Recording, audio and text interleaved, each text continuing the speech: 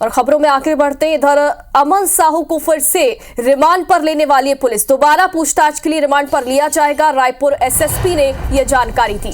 अमन साहू और Lawrence Bishnoi gang में कोई सीधा कनेक्शन नहीं मिला, लेकिन कुछ शूटर्स दोनों गैंग के लिए काम करते हैं, ऐसी जानकारी सामने आई।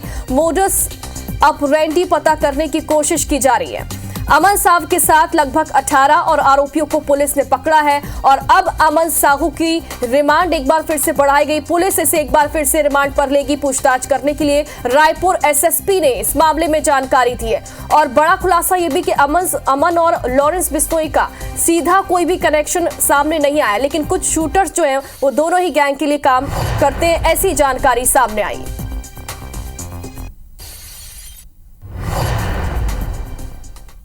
अमन साहब का अभी पुलिस रिमांड लिया गया था। वो हमारे 2 मामले में आरोपी था। पहले राउंड की पूछताछ जो है गंज थाने के प्रकरण में हुई है, उसमें कई सारी चीज़ें सामने आई। अभी हम लोग दोबारा रिमांड ले रहे हैं। ट्रांजिट पे लाया गया था तो उसको फिर से हमें दाखिल करना पड़ा, जिसको हम लोग आज फिर से पूछताछ के लिए अभी रिमांड पे लेंगे और उसके बाद बहुत सारी चीज़ें उसने बताई है। और इसी खबर पर ज्यादा जानकारी के लिए हमारे सहयोगी स्टार जैन हमारे साथ जुड़ गए। स्टार, अभी तक जो रिमांड पर लिया गया था और पूछताछ की जा रही थी, उसमें क्या खुलासे हुए? देखिए, अमन साहू को लेकर रायपुर पुलिस ने 2 अपराध दर्ज है, 2 अलग अलग थाने में, गंज थाने में और तेलीबांधा थाने में। फिलहाल उससे गंज थाने के प्रकरण में पूछताछ हुई थी और पुलिस उसे दोबारा रिमांड पे ले रही है ताकि आगे और पूछताछ की जा सके। तेलीबांधा थाने में जो अपराध पंजीबद्ध उसके संबंध में रायपुर एसएसपी ने जानकारी दी कि पहले दौर की जो पूछताछ हुई उसमें कई बातें सामने निकल कर आई है, जिसमें उनके मोडस ऑपरेंडी जानने की कोशिश पुलिस ने की, जिसमें उन्होंने बताया कि वो मुख्य रूप से झारखंड में ही सक्रिय थे, वहां पर काम करते थे, लेकिन छत्तीसगढ़ के कुछ व्यापारी जो झारखंड में भी काम कर रहे थे और लेवी को लेकर उनसे लेन देन का कुछ विवाद हुआ था, जिसके बाद उन्होंने डराने के लिए यहाँ पर इस तरह के हथकंडे अपनाए थे।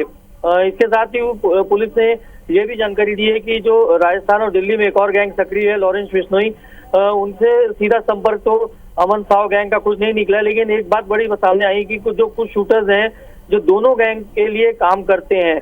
तो फिलहाल अभी यही सबसे बड़ी जानकारी है कि दोनों गैंग के जो शूटर्स हैं, कुछ शूटर्स कॉमन हैं जो दोनों के लिए काम करते हैं और उनमें से भी कुछ लोगों को पुलिस ने पकड़ा है।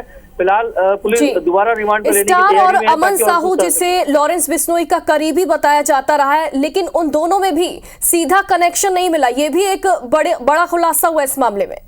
देखिए, ये फिलहाल अभी तक का अपडेट है कि दोनों के बीच में कोई सीधा कनेक्शन नहीं मिला, लेकिन जिस तरीके से पुलिस दावा कर रही है कि अभी अमन साहू से बहुत कुछ जानकारियां और निकलनी है और इसीलिए उसे दोबारा रिमांड पर लेने की तैयारी में है पुलिस। तो जब दोबारा रिमांड पर ली जाती है और उसके बाद पूछताछ में कुछ क्या सामने आता है देखा जाएगा, लेकिन फिलहाल अब तक सीधा कोई कनेक्शन दोनों गैंग में नहीं मिला है।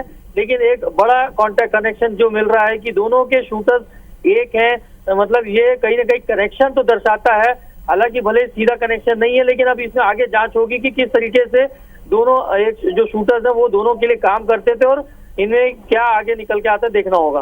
बिल्कुल, और जो रिमांड पर लिया जाएगा तो उसमें आगे भी और कई खुलासे होने की उम्मीद है। बहुत बहुत शुक्रिया आपका तमाम जानकारी के लिए।